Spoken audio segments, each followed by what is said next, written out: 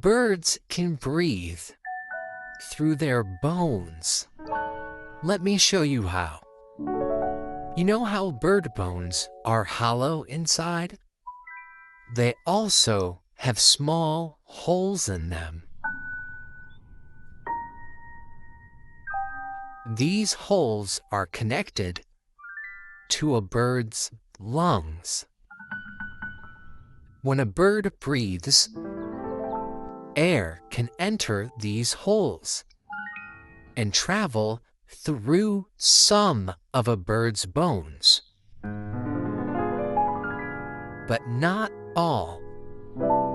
Birds can breathe through their backbones, their sternums, and even through their leg bones.